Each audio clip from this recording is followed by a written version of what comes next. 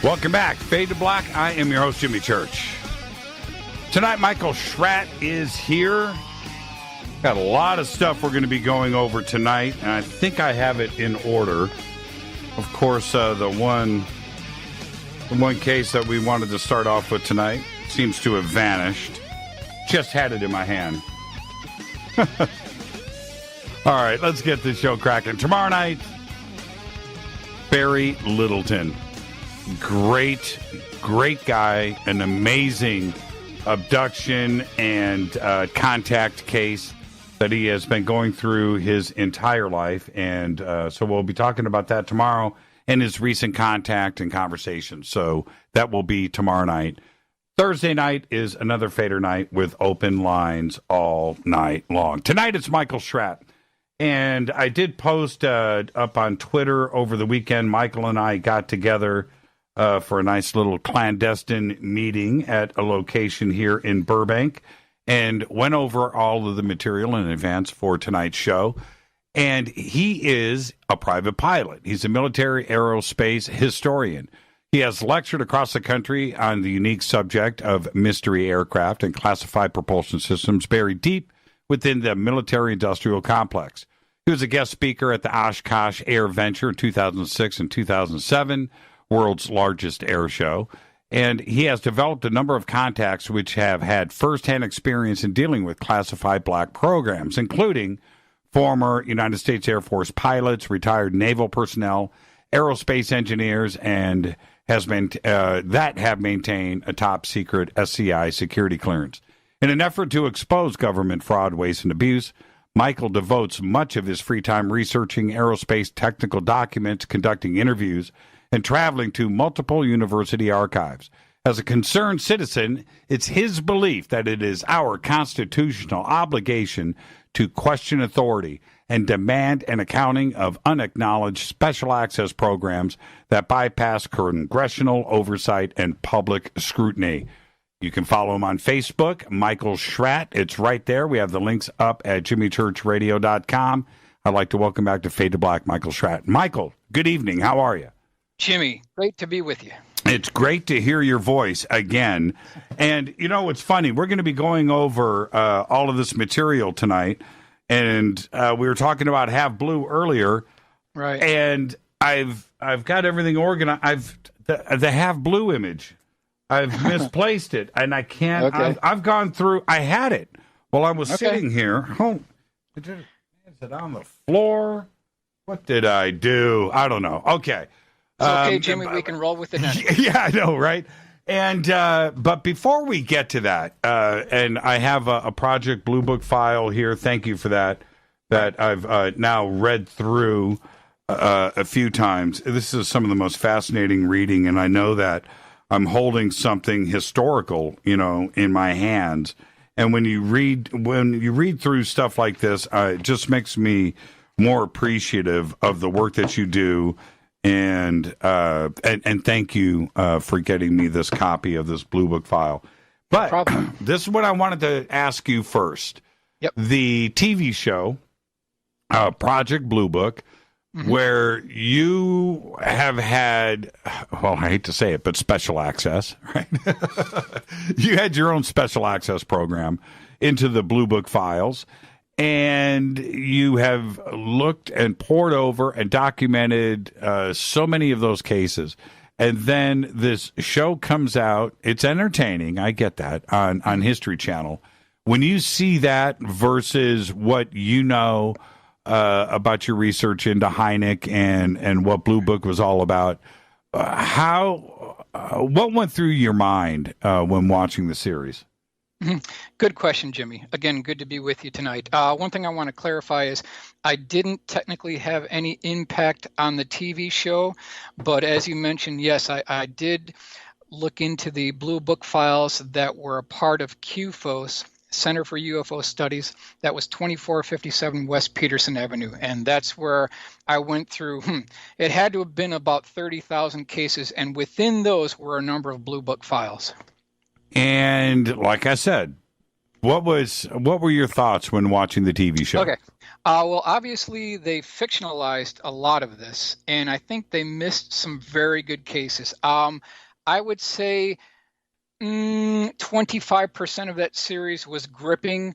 The other 75%, I felt they lost their way. And maybe they could have done a good job, but it's a first pass. They're going to do another season, not bad all in all for a first pass, although a lot of these kind of veered off the historical track. I wish they were going to cover the one that we're going to cover tonight, because that would have been great. Yes, this is an amazing case that we're going to cover. Everything that we're going to talk about tonight is unbelievably cool, but where I thought freedom in writing and creativity, okay, we should always encourage that.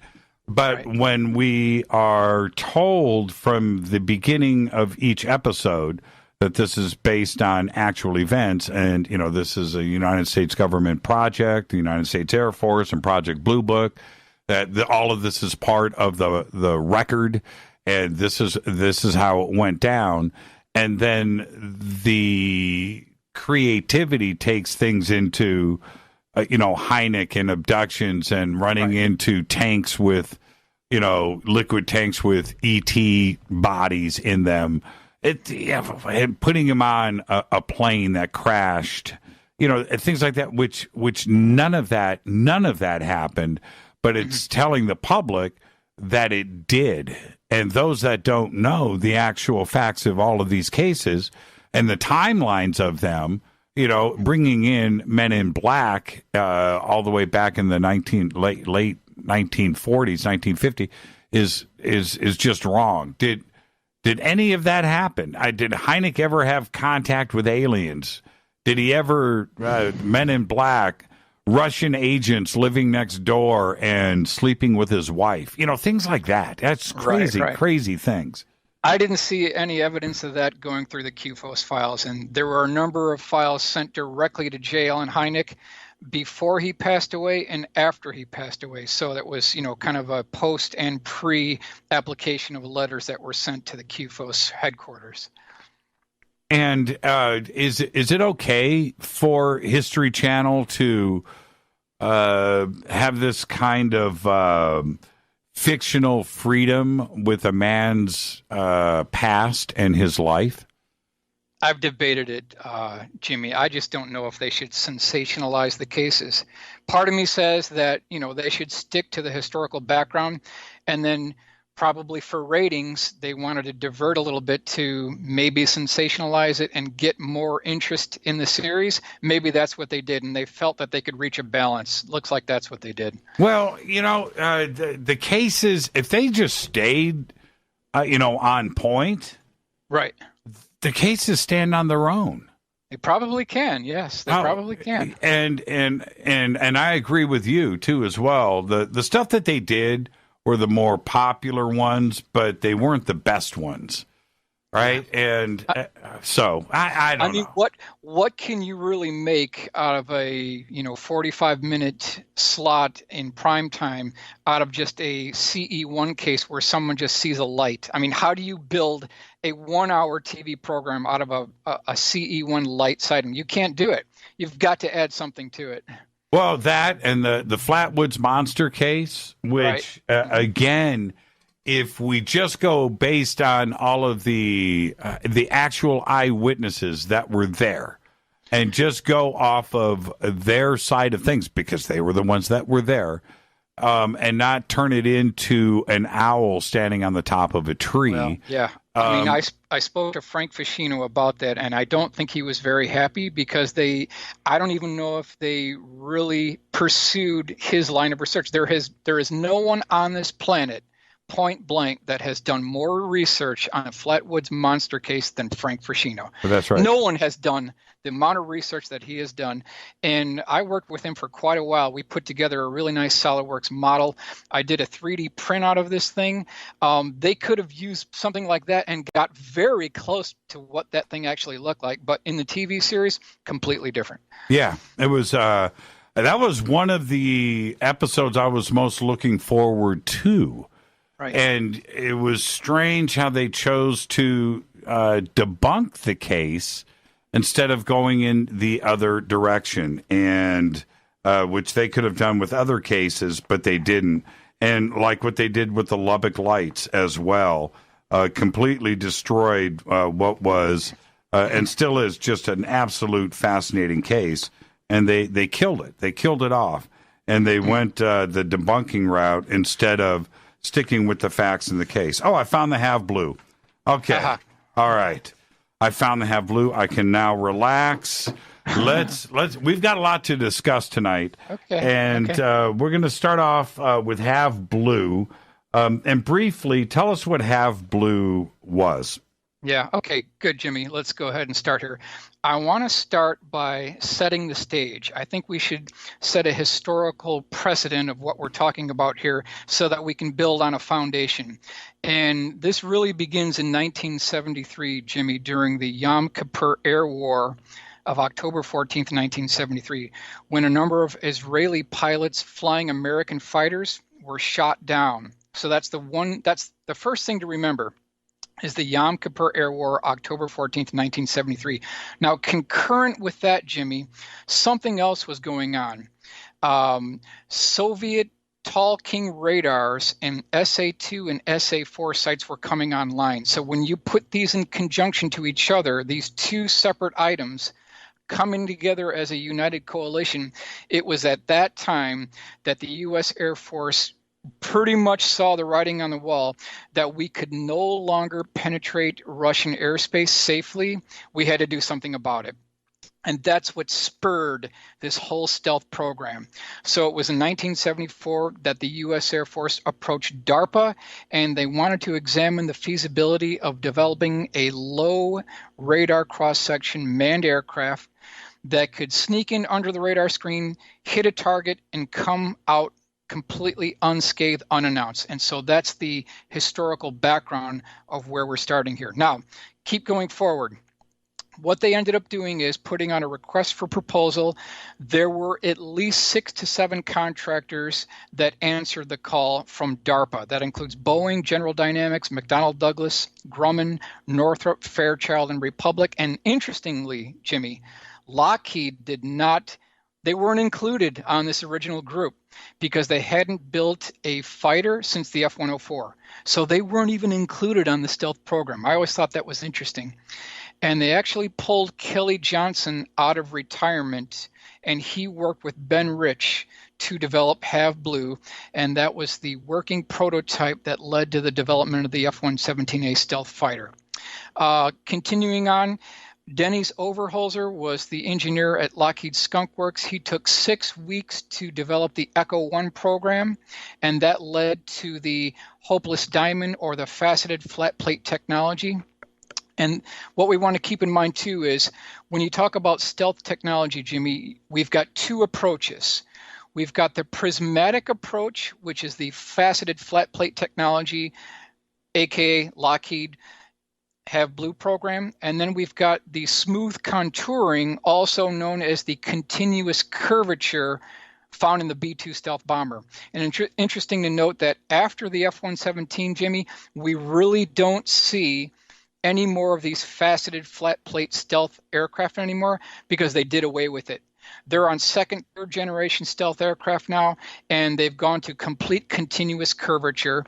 And the radar cross signature of the B-2 is significantly lower than the F-117, even though it's larger. So when you talk about stealth technology, it's not size that matters, it's shape that matters, Jimmy. Right.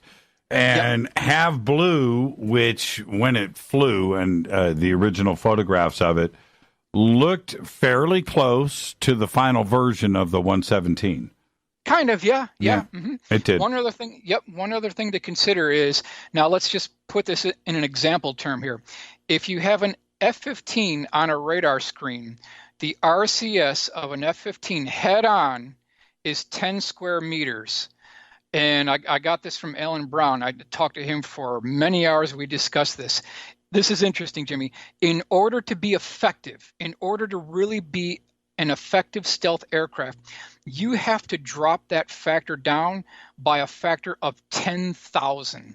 So you've got to go from 10 square meters all the way down to an eagle's eyeball, Right. or even less. It could be a BB. Right. And even in Ben Rich's book, Skunk Works, in order to sell the stealth program to the Pentagon brass in Washington at the Pentagon, basically he took out these small ball bearings and rolled them across the table to the high-level military brass and said, there's the RCS of your aircraft. And that's how he sold the program. So here we have an illustration, a picture of Have Blue being buried at Area 51. That's correct. Now, this is Have Blue. First flight was December 1st, 1977 at Area 51. Basically, we've got Ben Rich there, who's the father of the stealth fighter, and then Kelly Johnson was there as well. And when this thing took off, Kelly turned around and patted Ben on the back, and he said, Ben, you got your first aircraft. And so that was December 1st, 1977. Now, Have Blue, serial number HB1001, crashed at Groom Lake on May 70. When he was approaching landing, this is Bill Parker, who was the test pilot, this aircraft did a sudden tip up, and it hit the main landing gear. So he came around, and he basically came around for a second pass on approach to landing, and he tried to bring the landing gear down, but only one main landing gear and one nose gear came down. The other main landing gear did not come down. And keep in mind, he's losing fuel rapidly. We have to make a decision. So the decision was he would climb to altitude. He punched out. It destroyed Have Blue, basically. And then Bill Park was severely injured in that incident. And that's the point where Have Blue later on was buried at Groom Lake, along with a number of other classified aircraft as well. So we've just got one example of birds that, after they've served their time or after they've crashed, in many cases, they're buried at the test site, never to be seen again, Jimmy. So there's I've seen pictures of it, of the graveyard there at Groom Lake, and they bury and they burn, right? Don't they burn these two as well? Absolutely, absolutely. During the F-117 program, there were 2 tractor trailers that came to Burbank twice a week and loaded up with 55-gallon drums of epoxies, resins, toxic materials, radar-absorbent materials, and went all the way from Burbank to Groom Lake. That's a long drive, 2 of these things. And then they had these large trenches at Groom Lake, which are located directly adjacent to the housing area at Groom Lake as well. So they would offload these toxic materials in these 55-gallon drums into these massive deep burn pits. And then they would pour diesel fuel into the burn pits and then light a torch, throw it into the pits, and the whole thing would go up in flames, and all this black acrid smoke would start basically going over the residential area. And then that's what's caused all the OSHA type implementations, where there were lawsuits, and many of the Area 51 workers, their skin started peeling off in scales, and there were many lawsuits that to this day have not even been solved. So that's what happened there. It blows my mind that all of this went down to Burbank, and the Lockheed's credit union is still there. It's right across the street from Burbank Airport, and I was a member of that credit union for a minute, and but it's the Skunk Works Credit Union, right? It's right there at the entrance of Burbank Airport. And that it's the last reminder to everybody about the footprint that that Lockheed had right there in Burbank. All right, before we get to the break, let's go on to the SR-71 drone accident. Right. I'm going to hold this up. What are we looking at here? Where did this happen? Okay. So when we talk about the Blackbird, we should talk about the different variants. So first of all, you've got the A-12, which was the single-seat CIA reconnaissance aircraft. You've got something called the YF-12, which was an interceptor that actually never made it into production, full-scale production. You've also got the M21 D21 tag board program, which was a mothership, daughtership parasitic aircraft. And then you've got the SR-71, which the Air Force two-seater. So they stretched out the A-12 to employ a second seat. So there's actually 4 variants of the Blackbird. Now, the incident that we're talking about here, this took place July 30th, 1966, at altitude off the coast of San Diego. And basically, they're going to launch this parasitic drone off the back of the M51 at altitude. And when they launched this thing, immediately it seemed like everything was okay. But for some strange reason, the D-21 drone got caught into the shockwave of the M21, and it pitched to the left, Jimmy, and pitched down and hit basically station 715, where the wing root meets the fuselage, exactly where the delta wing begins from the tapering portion of the chine section. And it split the aircraft in two, Jimmy. And Bill Park, he was the test pilot, and he said that when I saw pieces flying ahead of me, I knew I had a problem. So you can imagine all this debris and all these pieces of shrapnel and mechanical parts were flying ahead of him. And he's in this Mach 3 aircraft, and he's got debris flying ahead of him. So he knew something was going on. So he punched out, but Ray Torek, he drowned. He did not survive the incident. And that's essentially the M21 D21 incident. It's a historic event. It's actually never been illustrated. And I want to give credit to my illustrator friend, Tom Bogan, for doing these illustrations. Yeah, Tom is incredible. Yep. Preserving an important part of our national history. Absolutely. The D21, which is here, was, as far as I know, was the first stealth drone, and that's the way that this was designed. And they didn't know if the SR-71 was going to make it across China or Russia anymore. And they didn't want to risk pilots' lives. So they devised this idea to have a drone fly at these speeds. It looked remarkably like a miniature SR-71. Yes, it does. I've seen it in person. I've photographed myself next to it up in Seattle at the Boeing Museum up there, and it's a pretty incredible. And it's not very big. It looks big. The SR-71 isn't even that big when you stand up next to it. But the drone and this idea that they had all the way back into the 70s is pretty crazy to me. We were making leaps and leaps in technology. Pretty incredible. So this was off the coast of San Diego. That's correct. That is correct. Absolutely incredible. Okay, when we come back after the break, which we're going to do here in 30 seconds, we're going to discuss one of my favorite planes, another one that I've seen multiple times in person, which is the Valkyrie, the V-70, which is right here. We'll be discussing this when we come back. Our guest tonight, Michael Schratt. And like Michael said, all of this is building the foundation to some pretty incredible stuff that we are going to be discussing in a little bit when it comes to UFOs. I'm your host, Jimmy Church. This is Fade to Black on the Game Changer Network and KGRA The Planet. More with Mr. Schratt after this short break. Stay with us. You're listening to a preview of Fade to Black. To get the full episode, go to jimmychurchradio.com and get our podcast. Click on the podcast banner or sign up in the membership area for downloadable MP3s. Everything commercial free. Welcome back. Fade to Black. I'm your host, Jimmy Church. Our guest tonight, Michael Schratt. Now, for those of you out there, all of these images and documents I am holding up to the bunker cam for all of you in the member area looking at this live on video. And Kevin and others, but Kevin is also posting pictures up on Twitter of the bunker cam. Thank you for that, Kevin. That's very cool of you to take the time to do that. Michael, let's get straight back to it. We've got too much to cover. The XB-70, which, again, is one of my... I've got a few favorite planes. I do. We all do, right? XB-70 is right there. I still love the B-58 Hustler, one of the coolest planes ever.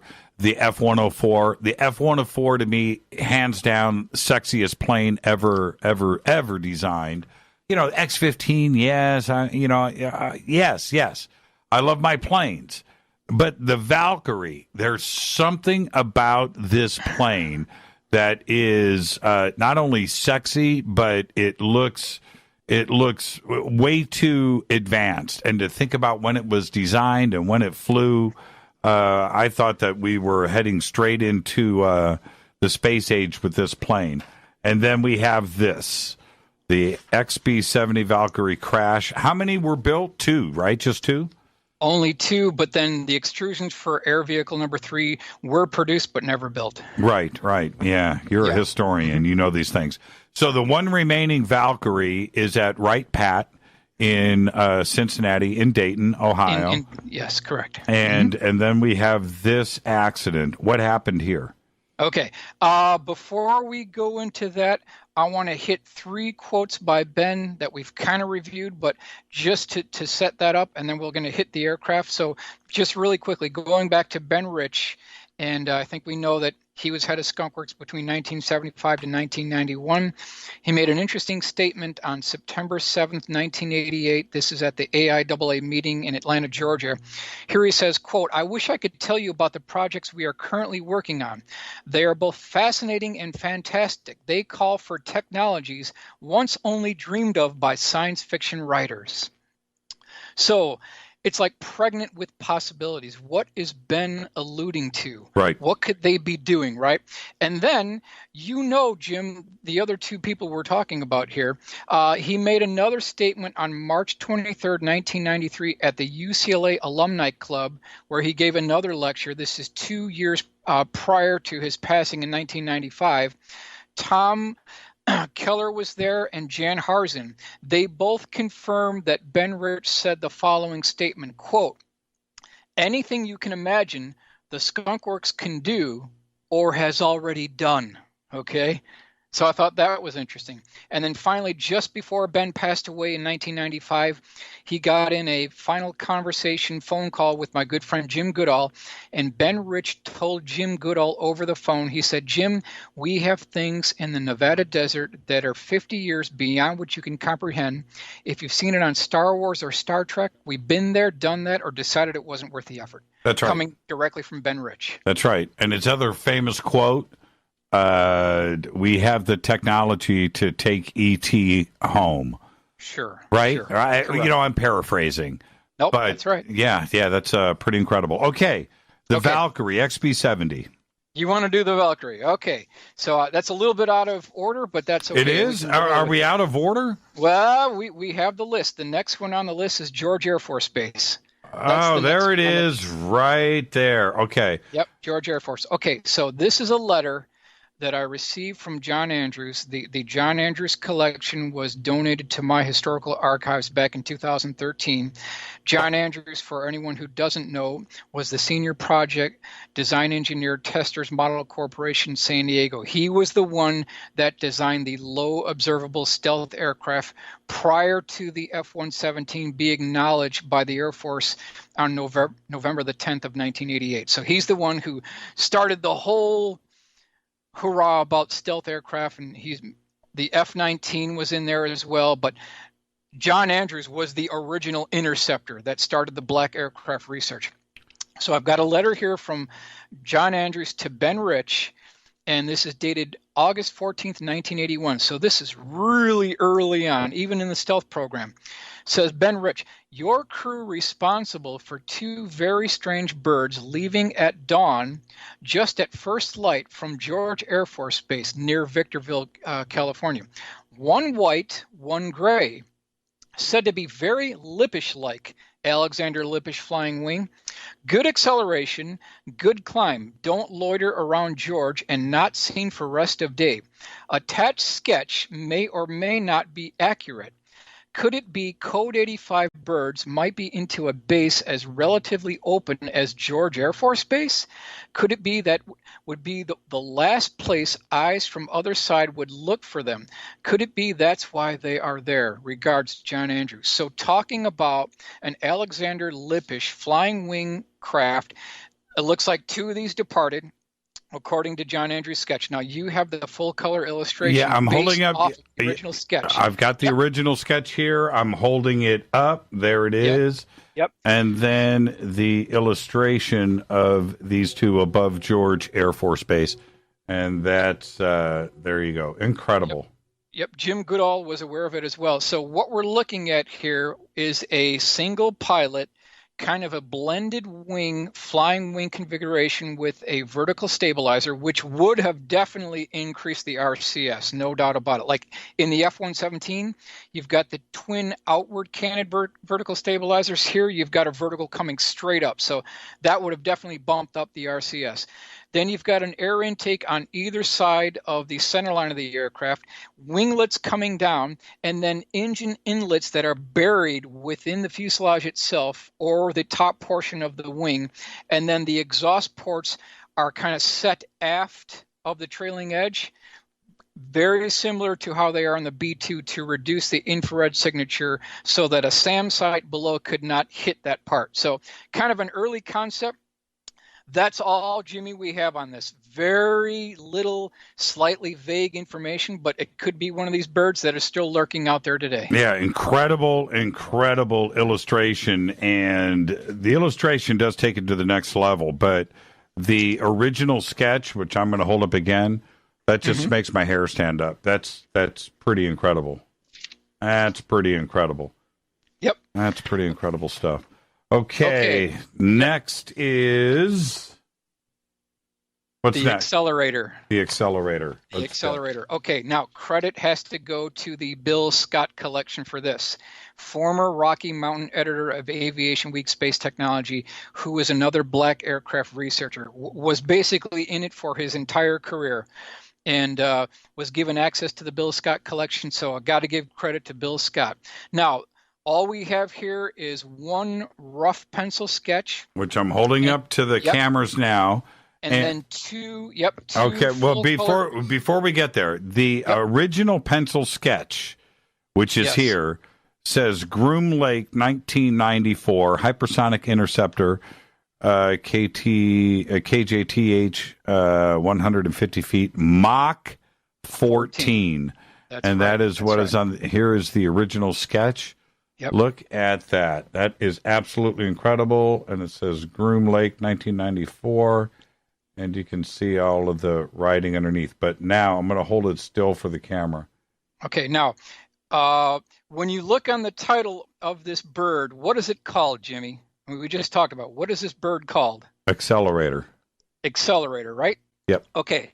Now, within the black community, they give these birds nicknames, okay? There's one called the Zipper, there's one called the Accelerator, and it just goes on and on. They actually give these birds nicknames. So a key to what this thing does is within the nickname itself. And look at the configuration, Jimmy.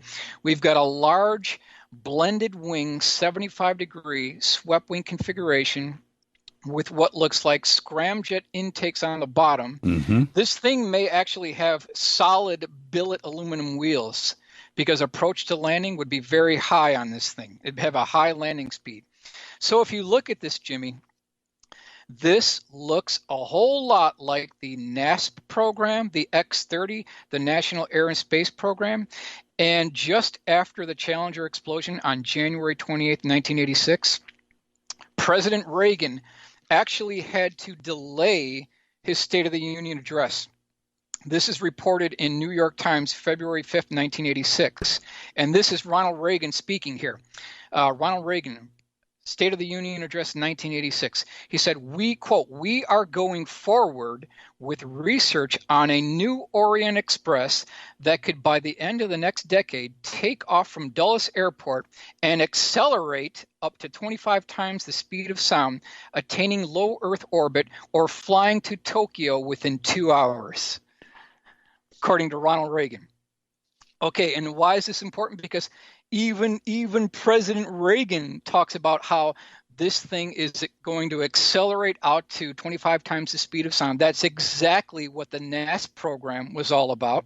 And you can't do that on conventional technology, Jimmy, because remember, this thing has to taxi out of the hangar and then go onto the tarmac and then go on to the active runway at Groom Lake. So we're looking, Jimmy, at a combined cycle scramjet propulsion system.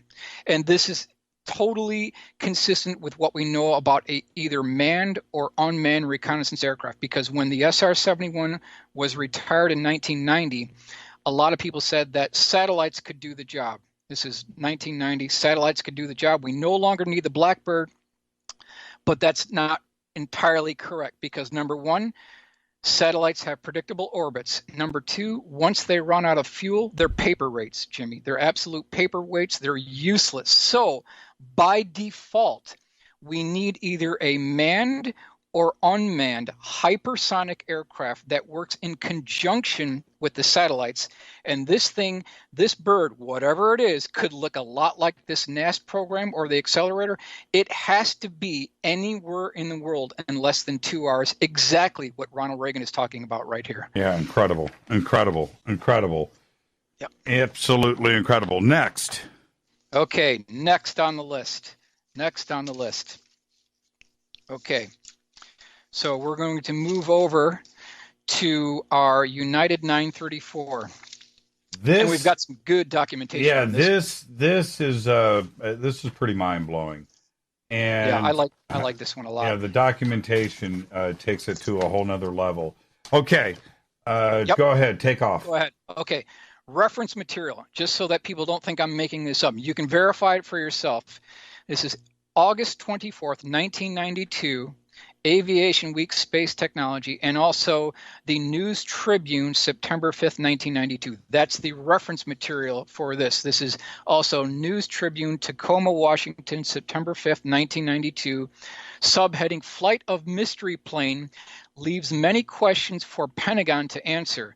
And then on the AvWeek article, the subtitle is United 747 crew reports near collision with mysterious supersonic aircraft. So bottom line here, Jimmy, is you've got a 747 Heavy taking off from LAX. It's heading to London's Heathrow Airport, taking up a magnetic 40-degree heading. This is August 5th, 1992, when this actually took place. They're at 23,000 feet, Jimmy, and then all of a sudden, some type of a mysterious bird comes screaming under the 747, and they estimate pilot and co-pilot got an 8 to 10 second sighting. It was a long duration sighting. 8 to 10 seconds, that's a long duration. Between 500 and 1,000 feet below the 747, and they believed it was going supersonic. It was their assessment, pilot, co-pilot, that this bird was going supersonic. Now, I'm going to hold up to the camera really quick. Yep. I've got two sketches, and these are from the pilots. We believe these are from John Andrews, sent to the Bill Scott collection. Got it. And This is number one. Going to hold this up and with a complete description on what was witnessed, all handwritten. There's that. And then this top view. Correct. Which is just mind-blowing. I don't even know what to make of this, but that's... That's what they described, Jimmy, incredible. is a blended lifting body configuration that looked like the forward part of an SR-71 Blackbird. It had an X-15 splitter single canopy near the front. There was an air intake on either side of the center line, and then twin inward canted vertical stabilizers on this bird.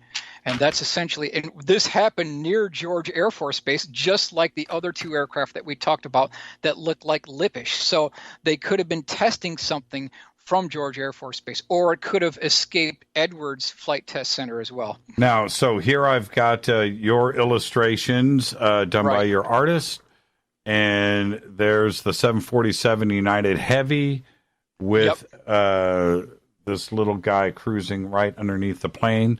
That's correct. It's there, and then here is a view, pilot's view from inside of the cockpit. Imagine you're a pilot, right? Imagine seeing that. I think it's exciting. To this day, Jimmy, this sighting has not been explained. And what I thought was interesting is United Airlines, they published this sighting in their internal company newsletter. So we know it's legit. 3 separate sources, no doubt. Yeah, pretty incredible.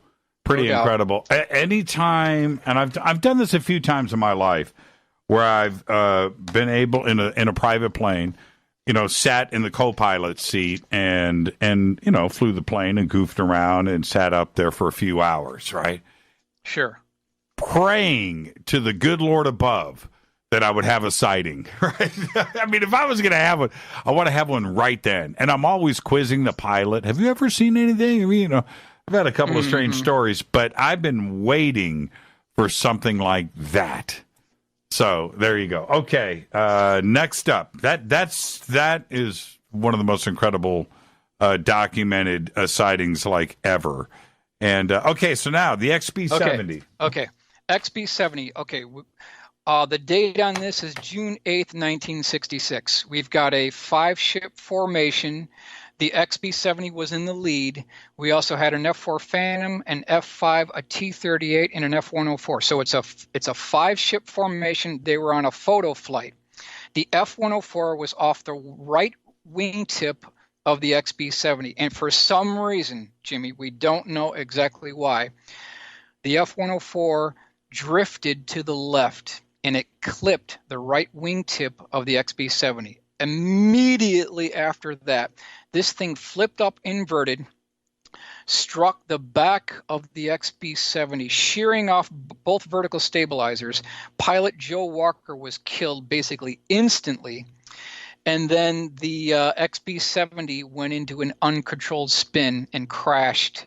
The co-pilot Carl Cross was killed. Al White, he injured his arm when the clamshell crew egress system crushed his arm, but he survived. And that's essentially the XB-70 crash. And to me, Jimmy, this aircraft represents the most inspiring bird out there. I mean, it's one-on-one with the SR-71, but this one might be even more inspiring. I know. It's absolutely incredible. You see it in person. Yeah. And you just get a lump in your throat. I mean, it is the most incredible looking plane ever. And then, of course, the F-104, which is, I think the sexiest plane ever designed and ever flown, but it was also notoriously unstable. Well, the F-104 was called the Missile with the Man in it, and it was also called the Widowmaker. The Widowmaker. The approach to landing is very high. I mean, it's got such a short wingspan that the landing speed is very high. So you got to be a good pilot. You have to have power all the way down to the runway. You don't just throttle back and then flare this thing in. What is? I remember the first time that I saw an F-104 in person. Right. And I looked at it and I went, those wings, I had no idea. They looked like I could fold them up and stick them in my pocket. They were just so tiny. What was the wingspan on? Wingspan was 20 feet. 20 feet. 20 feet. 20 feet, people. That's with the fuselage in the middle. So that's telling me that each wing was probably 7 feet. The length of a body. Yeah, you could lay down on the ground, and that's the size of the wing, maybe 8 feet. That's incredible. That's absolutely, yeah. So if it's 8 feet, right, 8 and 8, 16, right, that would leave you 4 feet of fuselage in the middle. That's how tiny the F-104 was. Wingspan, 20 feet. You can see Kelly Johnson's handiwork in this aircraft. Everything that Kelly Johnson did was aesthetically pleasing. He really didn't design anything that wasn't pretty, you can say. They all had this certain Kelly Johnson look. Just incredible. There has never been another engineer like Kelly Johnson. Burt Rutan is very comparable. He may actually be better because he's designed kind of a more rounded grouping of aircraft, high-speed aircraft, low-speed aircraft, some stealth aircraft. So maybe Burt's better, but they're very close to each other. Now, when we come back after the break, let's go ahead and set this up. Yep. We are going to discuss the Aztec New Mexico UFO, which was after Roswell, right? Tell us about Aztec. Correct. Set it up. Okay. You want to roll with that? Okay. So the date on this is March 25th, 1948, after the Roswell incident. Primary sources of information are William Steinman, who was the original researcher along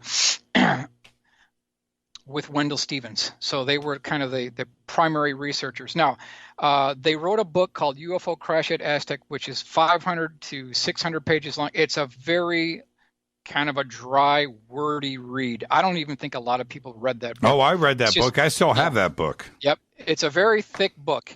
It's very wordy, and it's not a concise book. But the other researchers that have to get credit are Scott and Suzanne Ramsey. They've done everything that William Steinman did and took it to the next level and made it modern. And they've got 25 years of research, over 50,000 documents pertaining to the Aztec, New Mexico UFO crash retrieval. So in their minds, it's 100% legit. They've talked to the surviving eyewitnesses. They interviewed them. They went to research historical archives and pulled up the data, all the original documentation. Bottom line, Jimmy, here's what we're dealing with. We've got a 99.9 foot diameter dish-shaped craft that crash landed 12.5 miles northeast of Aztec, New Mexico. I mean, literally just a fraction shorter than 100 feet in diameter. The craft had an upper dome and a lower dome. The lower dome was smaller in diameter than the upper dome. Around the outside circumference of the upper dome, there were 6 16-inch diameter round-shaped portholes that had a mirrored glass finish, just like Michael Jackson's glasses. Now, so before we get into that, because that's not what's important here about there's a reason for this, everybody. So we're going to get to that in a second, and I've got to head to break in about 60 seconds. So let me hold up to the camera. There it is, 99 feet around. These are the portals here. This is the dome that he's talking about on the top. When we come back after the break, we're going to be talking about, you can see some men, which are oil workers. We'll discuss that in a second. But they go up to one of the portals, and it's what they discover there, and then what happened to the craft. Now, but the other point about this, some call it a crash. We've definitely have retrieval, but you are saying that this may not have been a crash as much as it was a landing. Yeah, well, in the Kingman UFO quote-unquote crash retrieval, according to Harry Drew, it was a soft landing. But in this one, we could somewhat call it a crash. It's sort of a slight soft landing as well, but it did embed itself slightly in the soil, and we can talk about what happened on one of the windows when we got back. Yeah. We'll do that when we come back. Yeah, this is absolutely incredible. The Aztec, New Mexico case, because of Scott and Susan Ramsey and their recent research and book, is turning out to be one of the most incredible cases in UFO history right here, and they have done some excellent work to continue to investigate this. And you're right about Wendell Stevens and all of his work in the past. I miss him so much. Let's take a break right here. This is Fade to Black. I'm your host, Jimmy Church. Our guest tonight, Michael Schratt, discussing all of these cases, and we'll continue with the Aztec, New Mexico UFO crash, soft landing, and retrieval when we come back. Stay with us.